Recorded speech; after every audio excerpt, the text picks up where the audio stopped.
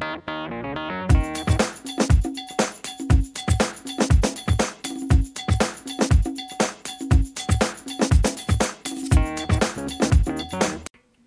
I am the bookworm. Say, do you know that book series, Goosebumps?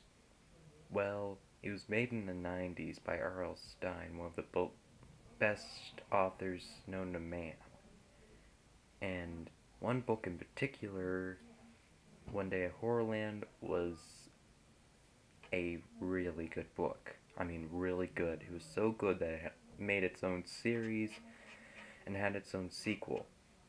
The sequel, however, sucked. Let me tell you about the first one. It's about this family that gets lost and finds its way to Horrorland, a theme park full of people known as horrors who scare people, like through their amusement parks and stuff. And one day they went there and they were the only ones to escape alive. That was a big accomplishment. The sequel, however, sucked. And I'm here to tell you why. The title's called Return to Horrorland. Now you're asking yourself, why would they go back to Horrorland?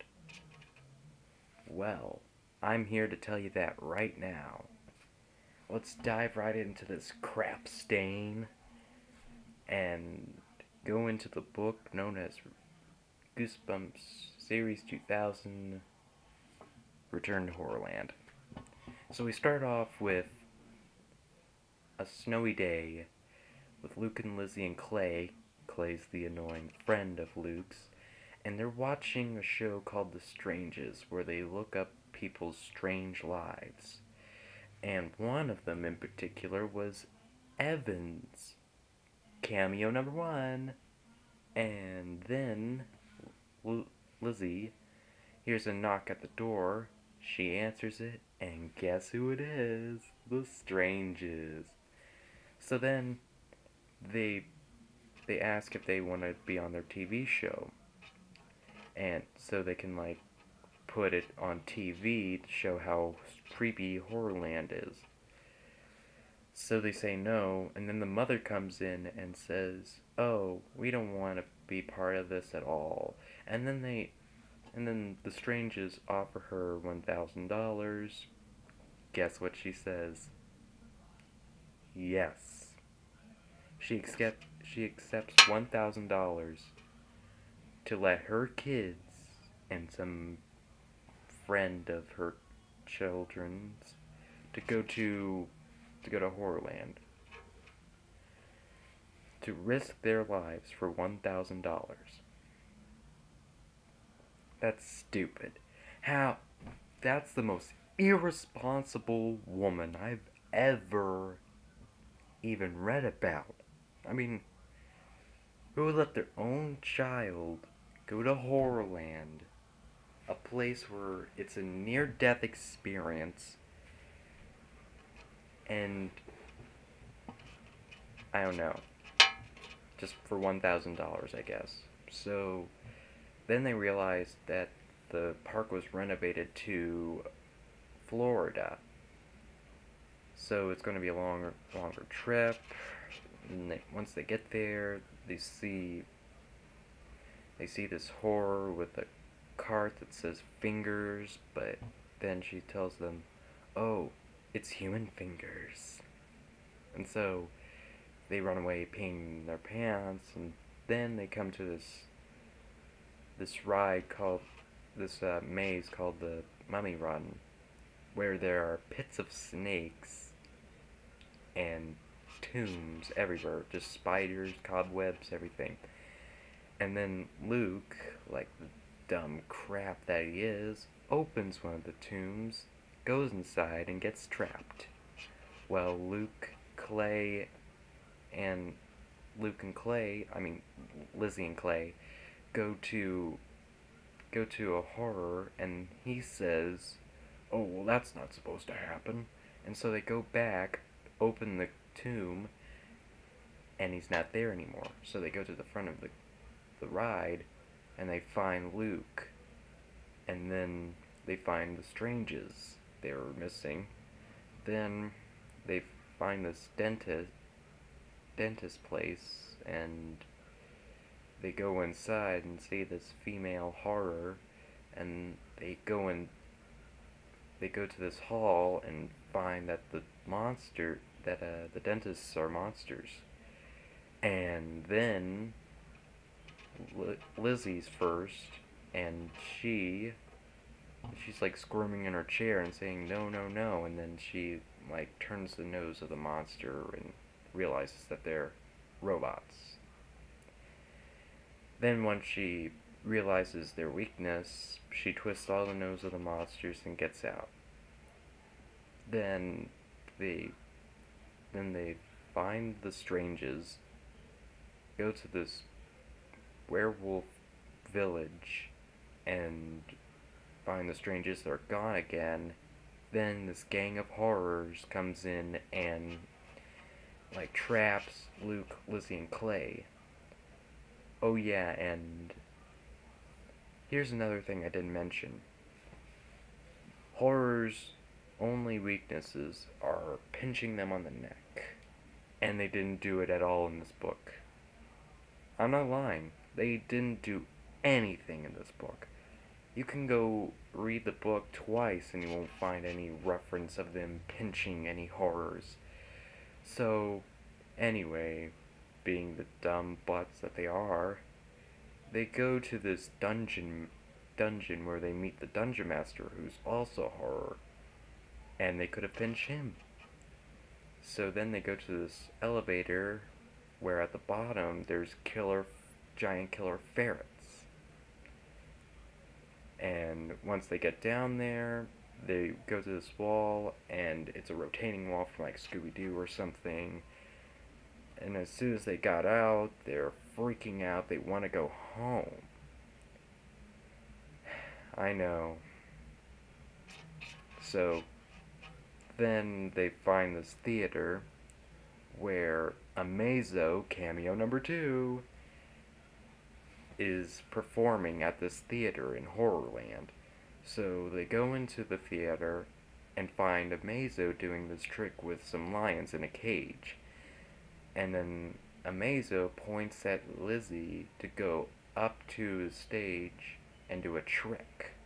She gets in the cage, lions come after her, and Amazo does his crap, and he's like, poopity poopity pop, lions are gone.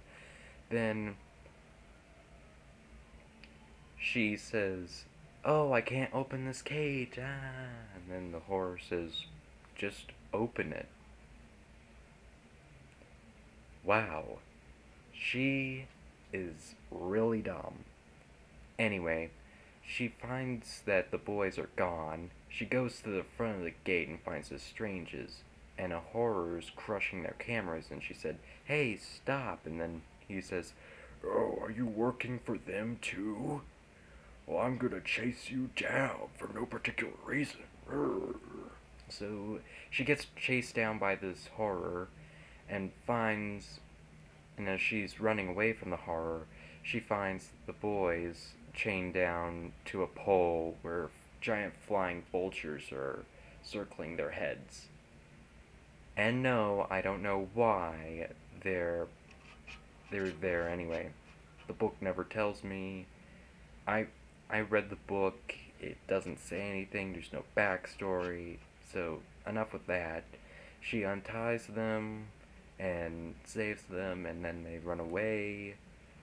They like sneak past to the gate and find the van where the Stranges are, and then they find the Stranges that have like this van. They go back. They go away from Horrorland. They come back, then realize that they're the traitors. And so there was no money involved. There was nothing involved. That was completely pointless. Anyway, they go to this gigantic mountain where it's called the Final Leap. And they carry them up there, and they tried. They were about to push one of them off until these three new horrors come in and says, "Oh, we could take care of them from here. Just go away." So they did. They took Luke, Lizzie, and Clay into their van and find that they're other people known as people from this other show called Weird Copy. They were filming them the whole time too. Like they were like they had like footage of everything they've been through. And then they say, "Oh, the show's not as actiony enough. So we'll go to this other place called Terrorville." And that's where the book ends, on a cliffhanger. Okay, I would rate this, 5